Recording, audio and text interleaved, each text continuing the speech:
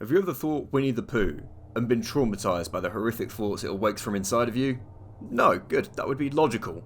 Until recently. If you go down in the woods today, you're sure of a big surprise. If you go down in the woods today, you better go in disguise. Good morning, noon or night, whatever it is, wherever you are. Cheers for checking out this video, I appreciate you. Today we're going to be talking about Winnie the Pooh, Blood and Honey. Winnie the Pooh has passed its 95 years and is now coming into the public domain. What that basically means is people can use his likeness however they like without permission from any copyright holders for any purpose. Unless he's wearing a red shirt, then Pooh belongs to Disney. No red shirt, he's free to play. Or in this case, go on a feral rampage. Whee! Your childhood of Winnie the Pooh's ABC and Winnie the Pooh's Little Book of Wisdom can now be Winnie's Smashin' Shoreditch Shesh or Pooh's Big Papa Pimpin'. With all of this, I can't wait for him to be a killer in Dead by Daylight or something like that. So now that Winnie the Pooh is in the public domain, what do we get?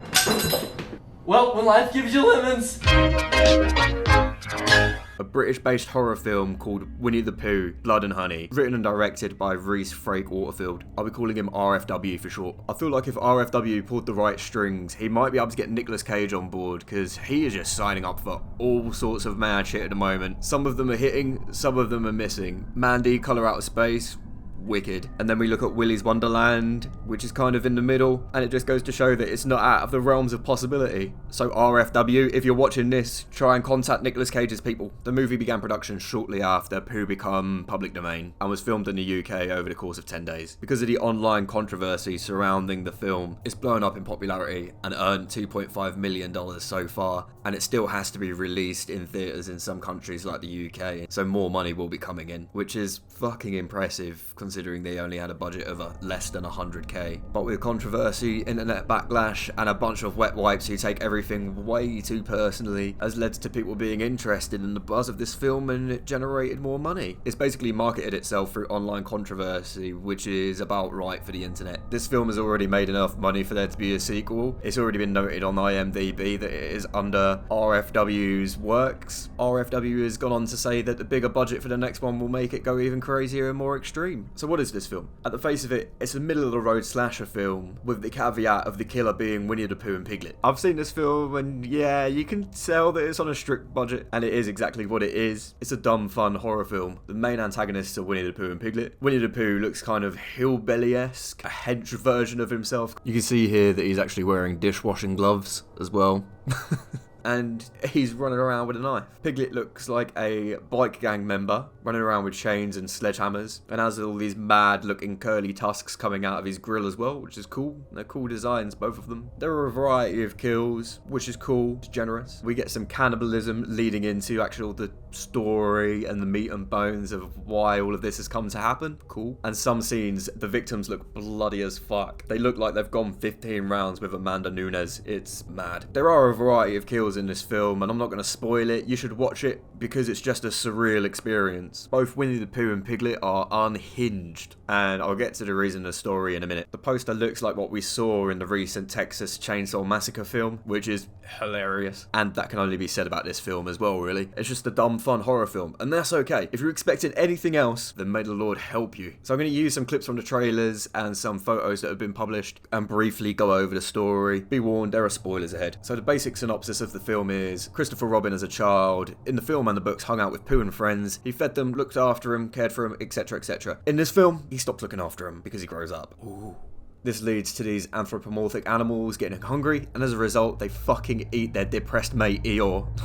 They didn't just hunt for food or get a job down a local Tesco to pay for food. No, they went straight to cannibalism. What the fuck? This has traumatized them, and they become feral, cannibalistic mutes because the kid that comes to feed them had stopped feeding them. They went from 0 to 100 pretty fucking quick, resulting to cannibalism.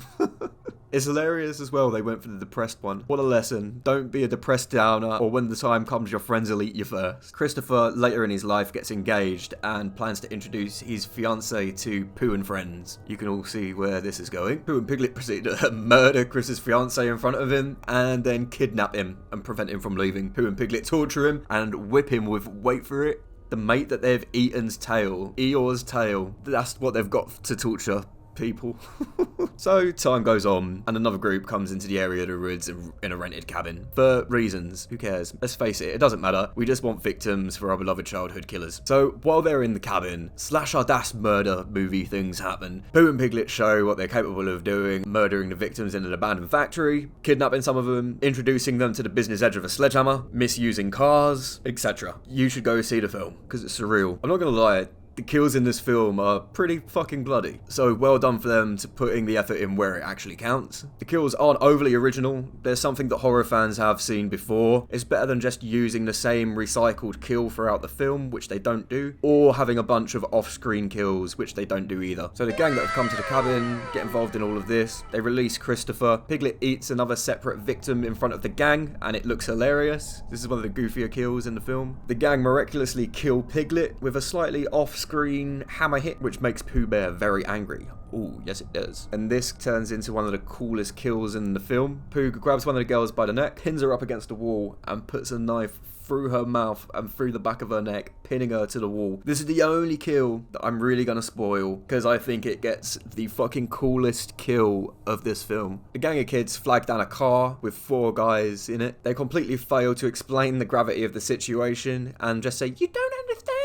It's like, yo, they're not gonna understand if you don't explain it, but whatever. Horror movie tropes. It's fine. The 4 guys in the car have really weird accents. They're all over the shop. It sounds half Australian and half I don't know what the fuck, but it's weird. It's not quite a British accent, but it's not quite someone pretending to do a British accent either. Accents aside, one of the guys decides to try and bottle Pooh, and Pooh doesn't like that. Pooh doesn't like that at all. So he just straight up fucking slaps the face off of one of them, and it's hilarious. And then he goes around slapping everybody and doing a load of mad shit, and it reminded me of this. He gets the second final surviving victim out of the car as they're trying to escape, and he cuts her head off, which gives us the movie poster. Pooh then gets hit by a car that's driven by Christopher, but of course this doesn't kill him because reasons, I guess. And then he murders the final girl, and Christopher runs off into the night, and that's the end of the film. Well, fuck me sideways. All of that just really happened. Stupid, fun, dumb slasher with children's story characters as the murderers. Trust people to do some mad shit when given the opportunity. What are your thoughts about this? How do you feel about the beloved Winnie the Pooh